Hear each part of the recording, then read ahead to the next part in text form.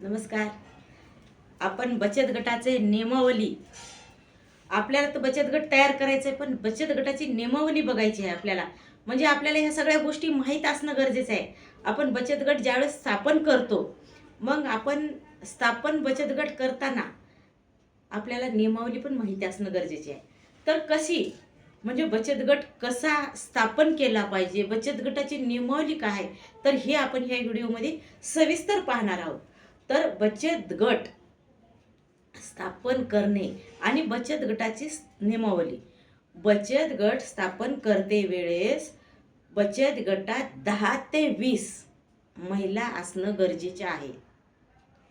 पहिला नियम, 10 ते 20 म्हणजे 10च्या वर आणि 20च्या मध्ये महिला बचत गटात असणं आवश्यक आहे. दुसरा नियम, बचत गटातले महिला सगळ्या एका गल्लीतल्या एका गावातल्या असणं गरजेचं आहे. बचत गटाची महिला बाहेर गावची नसूने गावची रहिवासी असली पाहिजे. तिसरी गोष्ट, बचत गटात बचत भरता वेळेस समान बचत असली पाहिजे. समान म्हणजे एकसारखी, 10 जणीची बचत एकसारखी, कमी जास्त नको. तिसरी गोष्ट अशी. आता चौथी गोष्ट अशी आहे की आपण ज्यावेळेस बचत गट स्थापन करतो त्यावेळेस आपण जे सभासद निवडतो ते समविचाराचे असले पाहिजे. त्यांचा या 10 महिलांचं एकत्र म्हणजे मनमिळावपणा आणि एका विचाराच्या असल्या पाहिजे. हे झालं. आता आपल्याला ह्या 5 नियम आपण काय बघल्या की गट स्थापन करायचे.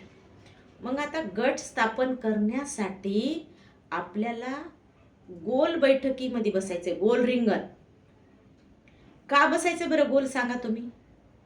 कारण ज्यावेळेस आपण गोल बसू तर आपल्याला सगळ्याचे चेहरे दिसतील, सगळ्या महिलांचे. आणि आपण जे रेकॉर्डचं वाचन करणार, आपण पैसे मापणार, म्हणजे आपला व्यवहार काय आहे, आर्थिक व्यवहार आहे.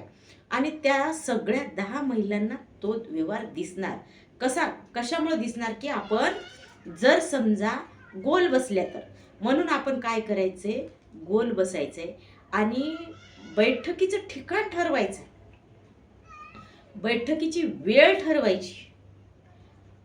बचत आपण गोल बसून बैठकीची वेळ, ठिकाण, बचत ह्या गोष्टी ठरवल्या पाहिजे. मग बचत गट स्थापन झाल्यानंतर आपल्या बचत गटाचं रेकॉर्ड अपडेट असलं पाहिजे. म्हणजे दर महिन्याला मासिक बैठक घेऊन आपल्या व्यवहार हा पारदर्शक असला पाहिजे.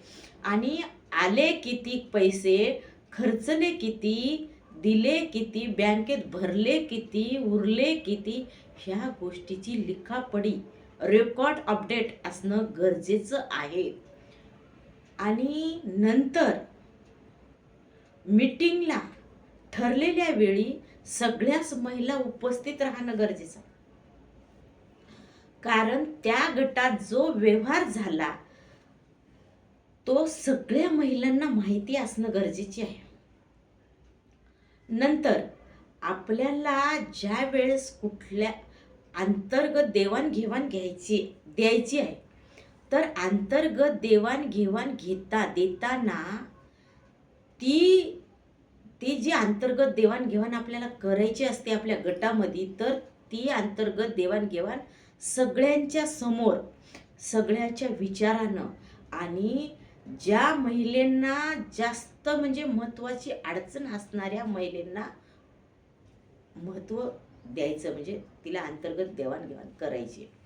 मग आपण गोल बसून बैठकीतच सगळे निर्णय घ्यायचे. आणि आपल्याला कुठली बँक लोन देत असेल तर ते लोन घ्यायचं का, ते लोन आपण घेऊया नको घेऊ, तर हे आपल्या गटातल्या महिलांचा ठराव घेऊन सगळ्याच्या म्हणण्याने तो निर्णय घ्यायचा आहे आपल्याला. एकट्या दुकट्याच्या मनाने घ्यायचा आहे का, अध्यक्ष सचिवाच्याच मनाने घ्यायचा आहे का? नाही. तर सगळ्या महिलांचा निर्णय 75-80% तरी महिलांची परवानगी असली पाहिजे. आणि बाहेरचं लोन, बँकेचं लोन जर तुम्ही घेत असाल तर सगळ्याची परमिशन तर गरजेची आहे. तिसरी गोष्ट, पहिलं लोन जर त्या महिलेच्या अंगावर असेल तर दुसरं लोन देताना विचार करावा.